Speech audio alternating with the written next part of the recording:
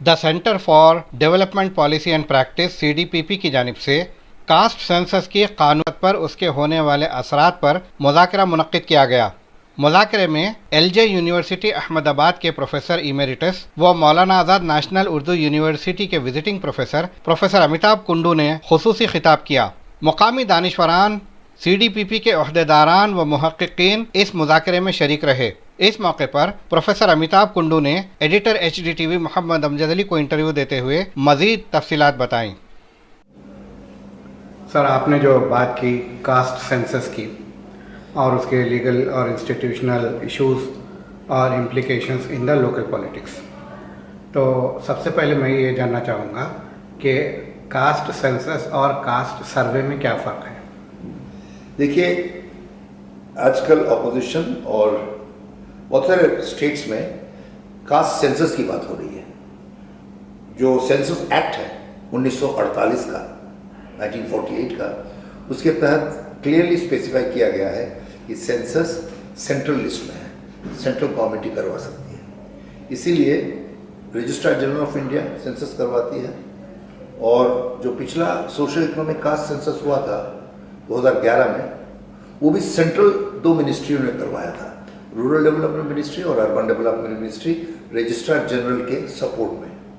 State level पे जो हो रहा है, जो बिहार में हुआ है, आंध्र प्रदेश में हुआ, तेलंगाना में हुआ है, इसकी कवरेज तो ऑलमोस्ट पूरा ही है। बिहार में 130 मिलियन पॉपुलेशन को कवर किया है, जो पूरा पॉपुलेशन है। तेलंगाना में भी 97% को कवर किया है, तो ऑलमोस्ट सेंसस ही है।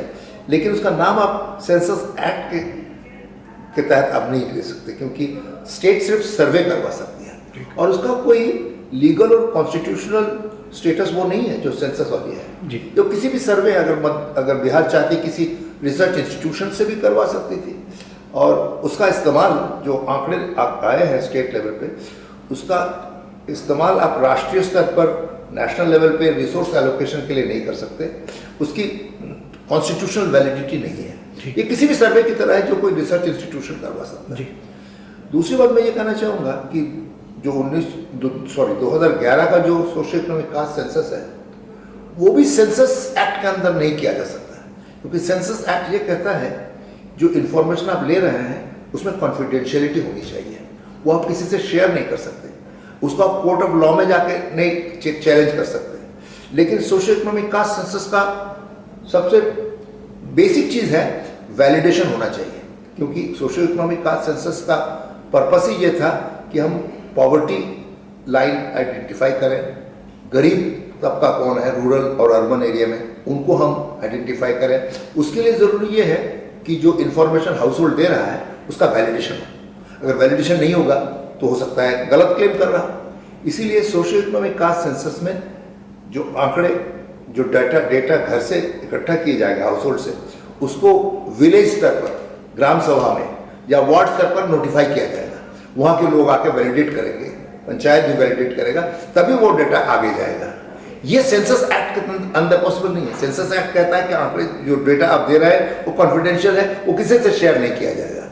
इसीलिए 2011 में जब सोशल इकोनॉमिक कास्ट सेंसस हुआ तो सेंसस एक्ट के बाहर एक एडमिनिस्ट्रेटिव ऑर्डर के तहत किया गया, और चूंकि वो सेंट्रल एजेंसी ने करवाया था उसका नाम सेंसस रहा। अभी जो स्टेट लेवल पे जो हो रहा है वो सर्वे है, उसका फ्रेमवर्क थोड़ा अलग अलग है, अलग अलग स्टेट्स का कवरेज स्कोप अलग अलग है। इसको आप एक साथ रख के नेशनल लेवल पे रिपोर्ट नहीं बना सकते। मुझे लगता है कि ज़रूरत इस बात की है कि नेशनल लेवल पे सोशल इकोनॉमिक कास्ट सेंसस होना चाहिए, लेकिन वो सेंसस से अलग हो, क्योंकि सेंसस एक्ट के तरह नहीं हो सकता, क्योंकि उसमें आपको वैलिडेशन की ज़रूरत है और आंकड़े इस ढंग से इकट्ठे किए जाए कि उसकी ऑथेंटिसिटी हो, उसकी रोबस्टनेस हो, उसके बेसिस पे मैक्रो लेवल पे पॉलिसीज बननी चाहिए। एफर्मेटिव एक्शन स्टेट लेवल पर, सेंट्रल लेवल पर बनना चाहिए। कास्ट एक रियलिटी है, अभी तक उसके फ्रेमवर्क से हम बाहर नहीं निकल पाए हैं, और बहुत सारे डिप्रीवेशन जो है कास्ट से जुड़े हुए हैं। मुझे लगता है कि कास्ट के आंकड़ों की ज़रूरत तो है, लेकिन ये स्टेट लेवल पे जो फ्रैगमेंटेड एफर्ट हो रहे हैं उससे जो नेशनल लेवल पर हम पॉलिसी नहीं बना सकते, और उसे लीगल वैलिडिटी भी नहीं है। कोई भी अगर आप स्टेट लेवल पे भी एलोकेशन कर रहे हैं इन आंकड़ों के आधार पर, इन स्टैटिस्टिक्स के बेसिस पे, तो कोई भी क्वेश्चन कर सकता है। तो मुझे लगता है कि नेशनल लेवल पे सोशल इकोनॉमिक कास्ट सेंसस होना चाहिए, और उसमें अगर अलग करके कर रहे हैं पॉपुलेशन सेंसस के साथ में, तो उसमें मुझे लगता है कोई प्रॉब्लम नहीं होनी चाहिए। जब आप भी कह रहे हैं कि कास्ट सेंसस होना चाहिए और फिर मुख्तलिफ अपोजिशन पार्टीज भी कह रहे हैं कि होना चाहिए, तो फिर हुकूमत क्यों नहीं करा रही है?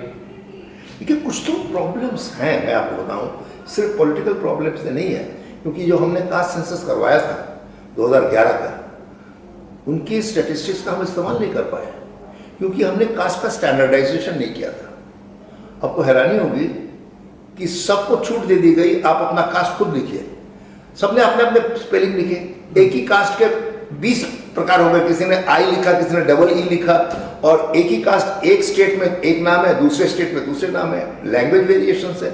इसकी वजह से 400 मिलियन से भी ज्यादा कास्ट आइडेंटिफाई हो गए। उसको स्टैंडर्डाइज करके 1000-1200 में अगर कन्वर्ट कर पाए तो यूजफुल होगा, लेकिन ये 400 मिलियन से उस आंकड़े यूजफुल ही नहीं हो पाए। इसीलिए मुझे लगता है कि अगला कास्ट सेंसस के पहले थोड़ा सा स्टैंडर्डाइजेशन करना जरूरी होगा। एक कमेटी बैठनी चाहिए और आइडेंटिफाई करना चाहिए कि ये 100, 1000-1200 ये लिस्ट है, उसके बेसिस पे कंपैरेबल ढंग से ये डेटा बनाना चाहिए। हमारा मुल्क आज़ाद होकर 75 साल हो चुके हैं जी। कई मैदानों में काफ़ी तरक्की कर चुका है, इवन चांद पर भी जाकर आए हैं। ये जो बेसिक ग्राउंड रियलिटी है, इसमें साइंटिफिक वे और बेहतरीन टूल्स एंड टेक्निक का इस्तेमाल अब तक क्यों नहीं कर पाए? नहीं, डिजिटलाइजेशन तो हुआ है, मॉडर्न टेक्निक्स का भी इस्तेमाल हुआ है, लेकिन मुझे लगता है कि पूरी तरह अगर छोड़ दिया जाए कि जब शेड्यूल भरते समय कास्ट का ऑप्शन दिया जाना चाहिए था, वहीं पर अगर क्लासिफाई कर लेते तो अच्छा रहता, लेकिन वहाँ पर उन्होंने जो मर्जी लिखा उसको फिर राष्ट्रीय स्तर पर या राज्य के स्तर पर सॉर्ट आउट करना बड़ा मुश्किल हो गया। इसीलिए मुझे लगता है कि कुछ स्टैंडर्डाइजेशन शुरू से करना चाहिए, और आंकड़ों की ज़रूरत है। हम जानते हैं कि जो डिप्रीवेशन हम देखते हैं सोसाइटी में, इकोनॉमिक एंड पॉलिटिकल पार्टिसिपेशन में, उसमें निश्चित रूप से कास्ट एक फैक्टर है, इसीलिए उसके लिंक्ड स्टैटिस्टिक्स की ज़रूरत है। लेकिन एक चीज़ मैं बताना चाहता हूँ कि जो कास्ट का डेटा अगर आपको माइक्रो लेवल पे मिल जाए, हर गांव पे, हर शहर पे अगर मिल जाए, तो उसमें एक पॉसिबिलिटी ज़रूर है कि अब एजुकेशनल पॉलिटिक्स शुरू हो जाएगा, कि हम आइडेंटिफाई करेंगे कि फला इंस्टीट्यूशन है, उसके खिलाफ मान लीजिए किसी पॉलिटिकल बात से कोई डिसएग्रीमेंट है, तो आप देखेंगे कि भाई किस कास्ट का रिप्रेजेंटेशन नहीं है। ये तो हो नहीं सकता कि हर संस्था में हर एक कास्ट का बराबरी ढंग से रिप्रेजेंटेशन हो, जो उसका शेयर है, जिसकी जितनी भागीदारी उसकी उतनी साझेदारी। ये अगर है, ये राष्ट्रीय स्तर पर, नेशनल स्तर पर होना चाहिए, स्टेट लेवल पर होना चाहिए, लेकिन हर इंस्टीट्यूशन को अगर आप टारगेट करना शुरू करें तो आपको ज़रूर मिल जाएगा कि एक जाति का डेफिसिट है। तो अगर ये आंकड़े इकट्ठे किए जा रहे हैं और गांव स्तर पर, ब्लॉक स्तर पर, जिले स्तर पर इसकी लोगों को जानकारी है, तो उसमें ये एजुकेशनल पॉलिटिक्स सबको ये पता चल जाएगा कि हम अगर चाहें तो इस इंस्टीट्यूट के खिलाफ हम प्रोग्राम कर सकते हैं, इस संस्था के खिलाफ हम कर सकते हैं, क्योंकि तो इसके विरुद्ध हमें प्रोटेक्शन देना पड़ेगा। ये आप नहीं कर सकते कि हर गांव में, हर विलेज में इस प्रकार का एजुटेशन शुरू हो जाए। जिस पॉलिटिकल पार्टी भी पावरफुल में रहेगी वो इस ढंग से कर सकती है। तो मुझे लगता है कि कास्ट के जो आंकड़े हैं वो राष्ट्रीय स्तर पर, राज्य स्तर पर एफर्मेटिव एक्शन बनाने के लिए होने चाहिए। फला कास्ट का डिप्रीवेशन है, उनका इस बिजनेस में पार्टिसिपेट नहीं हो रहा है, उनका स्किल डेवलपमेंट करें, उनको फेलोशिप दें, ये हो सकता है। लेकिन ये उम्मीद करना कि कास्ट पॉलिटिक्स हम इस लेवल पे चले जाए कि हर संस्था को हम आइडेंटिफाई कर सकते हैं, फला यूनिवर्सिटी को आपने घेर लिया क्योंकि भाई इस जाति के लोगों को रिप्रेजेंटेशन नहीं है, इस करने से निश्चित रूप से एफिशिएंसी इफेक्ट होगी और केओस हो जाएगा। इसलिए कास्ट सेंसस बहुत ज़रूरी है, लेकिन ये बहुत एक सेंसिटिव टूल है। इस टूल का इस्तेमाल पॉलिटिकल पार्टी अगर इर्रेस्पॉन्सिबल ढंग से करें तो निश्चित रूप से इसका गलत इस्तेमाल से इंस्टीट्यूशनल टारगेटिंग हो सकता है, जिसके खिलाफ हमें बचना पड़ेगा। जी, हुकूमत हिंद के पास क्या अड़चनें, क्या दिक्कतें हैं कास्ट सेंसस करवाने में? मुझे लगता है एक तो यह है कि जब डेटा आ जाएगा तो जो एग्जिस्टिंग जो गवर्नेंस सिस्टम है उनको पता नहीं है कि किस तरह से कास्ट का बैलेंस चेंज होगा, तो उसकी थोड़ी सी अनसर्टेनिटी है। लेकिन आप इस आंकड़ों को कारपेट के नीचे ढांक के आप गवर्नेंस बहुत देर तक नहीं कर सकते। ये तो डिमांड होगी कि आप अगर कास्ट के प्रोपोर्शनल रिप्रेजेंटेशन राष्ट्रीय स्तर पर उनका रिसोर्सेज, अगर आपके देश की 85% आबादी डिप्राइव्ड है तो 85% नेशनल लेवल पर रिसोर्सेज 85 ना हो, 80%, 70% तो जाना चाहिए। अगर नहीं जा रहा है तो इसमें हमें पहल करनी पड़ेगी और ये हमारी आवश्यकता है और इसकी पॉलिटिकल रियलाइजेशन है। बहुत देर तक हम नहीं दबा सकते, लेकिन जैसे मैंने कहा कि राष्ट्रीय स्तर पर, राज्य स्तर पर ये देखना है कि जितने डिप्राइव्ड लोग हैं उनको उतना ही शेयर मिले। लेकिन हर संस्था में अगर हम चाहें कि हम इसको, जिसकी जितनी भागीदारी उनकी इतनी साझेदारी करेंगे, तो निश्चित रूप से ये एक खतरनाक इंस्ट्रूमेंट सिद्ध होगा। ये जो पॉलिटिशियंस होते हैं ख़ासतौर पे संसद में, ये ओपनली झूठ बोलते हैं कई बातों पर।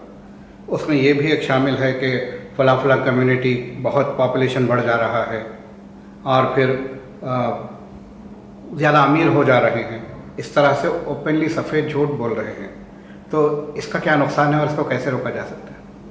देखिए, मैं समझता हूँ कि जो सफ़ेद झूठ से भी ज़्यादा खतरनाक है आधा सच है ना। मैं आपको स्पेसिफिकली उदाहरण दूँ। ये कहा जाता है कि मुस्लिम फर्टिलिटी रेट इतना हाई है कि 7 दशकों में, 10 डिकेड्स में ये ओवरटेक कर जाएगी।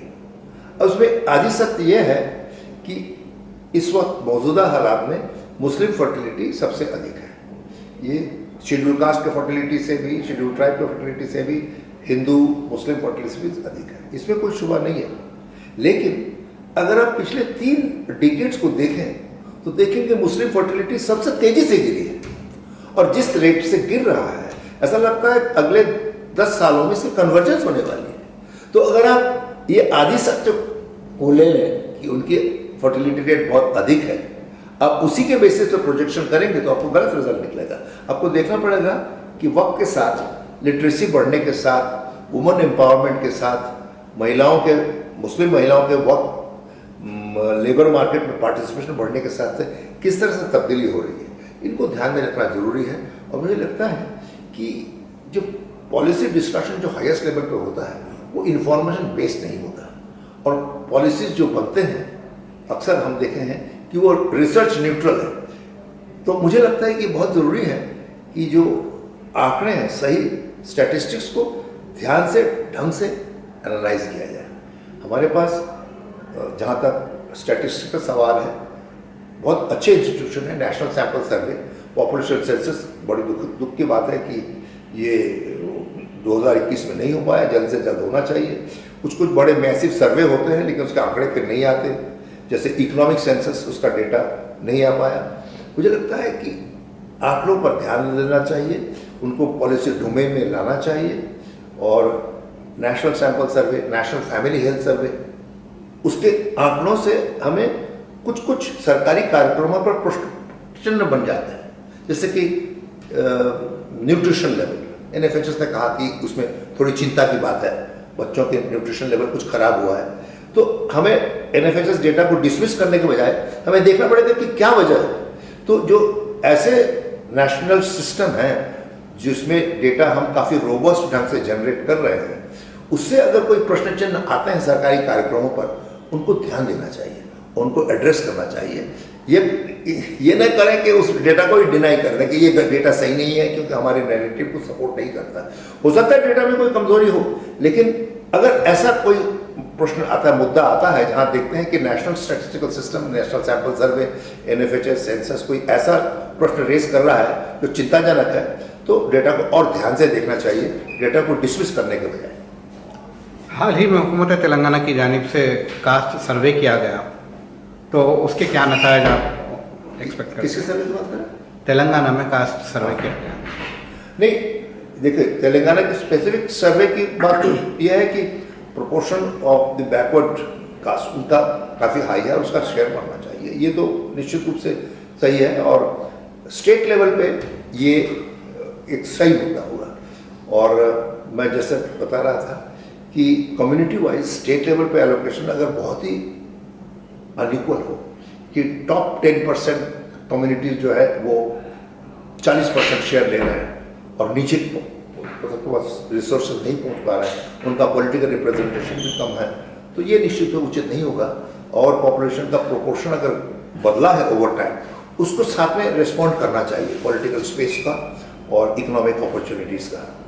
तो ये बहुत सही कदम होगा, लेकिन तेलंगाना में भी ये बहुत ज़रूरी है कि हम लोकल लेवल के पॉलिटिक्स को हम कंट्रोल में रखें। यह ना हो कि जातिगत आंकड़े के आने के तुरंत बाद हम ये विच हंटिंग शुरू करें कि फला फला इंस्टीट्यूशन हमारे नैरेटिव के बाहर काम कर रहे हैं, तो उनको हम टारगेट करें। और ये बहुत आसान तरीका रहेगा कि आप ढूंढ के निकालना इस संस्था में किस जाति का रिप्रेजेंटेशन कब है।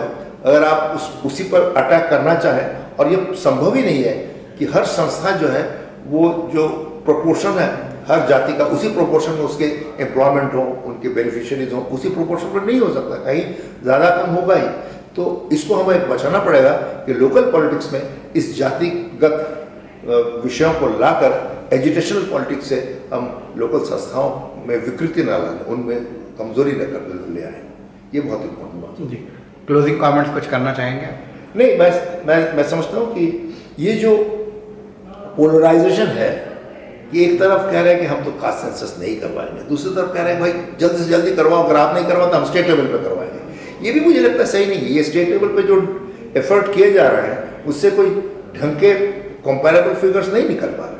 हमें एक सहमति बनाने की पूरी कोशिश करनी पड़ेगी कि हम नेशनल लेवल पे कास्ट सेंसस करेंगे, सर्वे नहीं करेंगे। जिसकी एक कास्ट सेंसस का करवाएंगे उसकी लीगल और इंस्टीट्यूशनल वैलिडिटी होगी, और उसके लिए हमें सहमति बनानी पड़ेगी, क्योंकि ये फ्रैगमेंटेड डेटा से नेशनल पॉलिसी को बहुत ज़्यादा मदद नहीं मिलेगी। इसलिए मैं तो निश्चित रूप से चाहूँगा कि नेशनल कंसेंसस बने और जल्द से जल्द कास्ट सेंसस हो जो पॉपुलेशन सेंसस से अलग हटके हो, जिसमें वैलिडेशन हो, और उसके बाद में उसके बेसिस पे मैक्रो लेवल पे, नेशनल लेवल पे, स्टेट लेवल पे पॉलिसी, प्रोग्रामेटिक इंटरवेंशन और एफर्मेटिव एक्शन बने।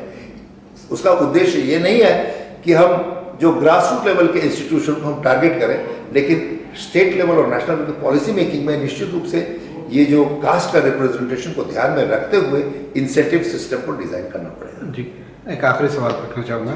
बीजेपी हुकूमत बनकर 11 साल हो चुके हैं जी, 2 टर्म्स मुकम्मल कर लिए, अब तीसरा टर्म है, अभी तक वो लोग कास्ट सेंसस नहीं करवाए हैं। अगर अभी नियर फ्यूचर में अगर वो नहीं करवाते हैं तो उनकी हुकूमत को कितना नुकसान हो सकता है? ये वो कहना बड़ा मुश्किल है, क्योंकि कास्ट सेंसस का डिमांड तो है, लेकिन बहुत सारे लार्ज तबके हैं कि अगर नहीं भी आ रहा है तो उसमें बहुत इलेक्शन के वोटिंग पैटर्न में चेंज नहीं आने वाला है। तो मुझे नहीं लगता कि कास्ट सेंसस ना करवाना बीजेपी के लिए बहुत बड़ा एक नेगेटिव फैक्टर होगा, क्योंकि अगर बीजेपी दूसरी चीज़ों को प्रोजेक्ट करती है तो इसके बारे में आम जनता में बहुत ज़्यादा रोष या ये नहीं है। ये जो लोग समझते हैं, कुछ मार्जिनलाइज तबके हैं, उनको लगता है कि हमारी रिप्रेजेंटेशन और बढ़नी चाहिए क्योंकि वहाँ पॉपुलेशन ग्रोथ हाई है। लेकिन अगर उनको आप सेटिस्फाई कर दें किसी प्रोग्रामेटिक इंटरवेंशन से, कुछ बेनिफिट्स दे के, तो ऐसा लगता है पॉलिटिकल मुद्दा ये नहीं बनेगा। और मैं नहीं समझता कि कास्ट सेंसस ना करवाना ये बीजेपी के लिए बहुत बड़ा नुकसानदायक फैक्टर होगा। लेकिन अगर मुझे लगता है कि मार्जिनलाइज सेक्शन को साथ में रख के अगर आप प्रोग्राम बनाते हैं तो ज़्यादा अच्छा रहेगा, और ये उचित रहेगा कि उनको इंटरेस्ट को ध्यान में रखते हुए उनकी रिप्रेजेंटेशन को बढ़ाने के लिए, उनकी एलोकेशन को बढ़ाने के लिए सही आंकड़ों की जानकारी हो, सही स्टैटिस्टिक्स आपके पास हो। इसीलिए मैं तो निश्चित रूप से कहूँगा कि पॉलिटिक्स को एक तरफ रख के कास्ट सेंसस नेशनल लेवल पे करवानी चाहिए, जैसा मैंने कहा। और जो स्टेट पॉलिटिक्स से जो फ्रैगमेंटेड सर्वे का जो आंकड़ा निकल रहा है उससे नेशनल लेवल की पॉलिसी नहीं बन सकती। बहुत शुक्रिया।